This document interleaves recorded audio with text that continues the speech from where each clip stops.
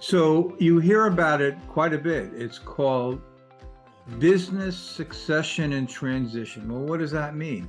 Does that mean you're going to sell your business, or does it mean you're going to transition it into another form? New owners, new partners, what does it mean? Well, we're going to talk about it because right now, if you took the statistics in this country, United States of America, you've got about 80% of business owners who don't have succession plans. 50% of them have the plans that are out there. So 50% of 20 are either unsigned or not updated. So we've got a lot of problems as the owners and the older owners start to, die or retire. And I often wondered why this is that something so important as a business, because normally it's not natural.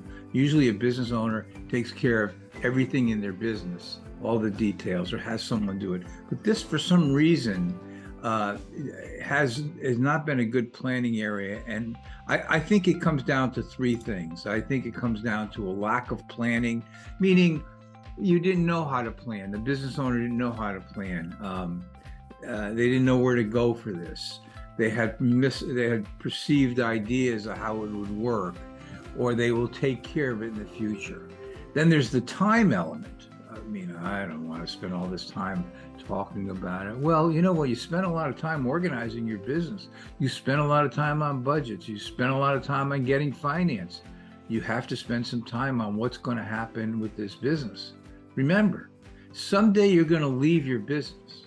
Now, you may leave it by retirement, disability, a death, or, you may not leave it at all in physical sense. You just sit at your desk and keel over when the time comes because you can't move.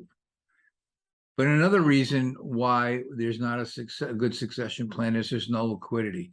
Too many business owners put too much of their wealth in their business. They don't have any planning. They don't have time to build up the systems that needed to get the value of the business. So consequently, they're running a business. And basically, it's kind of interesting. I've often said to my clients, listen, if you can't take more than 30 days off a year, here's what's happening, the reality of your life. You have a place to go, you have a position, you'll get a paycheck, and you got a job. But you know what you don't have? You don't have a business. Because no person who's going to buy your business is going to buy your business if they have to work 80 hours a day and they can't take time off. Very few people would do that. So you don't have a business, so what are you going to do? Well, I suggest to people is that you're going to at some point leave your business. So you need to find a way to have a way of extracting the value of your company when you do leave. And if you don't start doing something now, you'll basically have a business that will not satisfy your income needs when you retire, when you want to get out. Because the option is basically you're going to end up selling at a reduced price if you could sell it. You're going to stay in business until you find a buyer, and you're staying in business only to fund your retirement. And that's about it. You might not even be happy being in your business. So again, if you don't put together these particular methodologies of building a business and creating a transition plan for the future, I often say that if the minute you buy your business or take over your business is the time to start your transition and your succession planning, because a lot of these plans take a long time to develop so that they mature and they create the greatest possible value for your business. Well, I do want to say that I do have some reports that I can offer to you.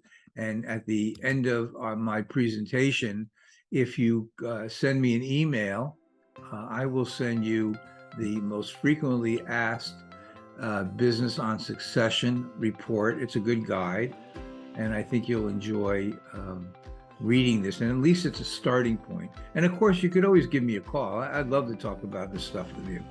Now, remember, I have a great book called Unlocking Your Business DNA. It's a great book. Profits go to the wounded warriors, veteran associations, but it's really about the strategies that I used over the years to help business owners build their business, to have a lot of time off, to take a lot of time off, still make income and be profitable, but have fun. In other words, if you're in business, learn how to have your business make your life better, have more fun, take more time off. Because, you know, I always like to tell you, I like to show you ways of finding your own beach.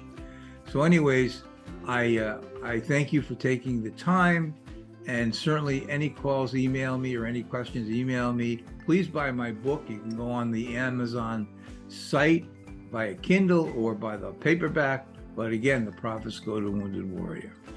Thank you for listening. It's always fun doing this.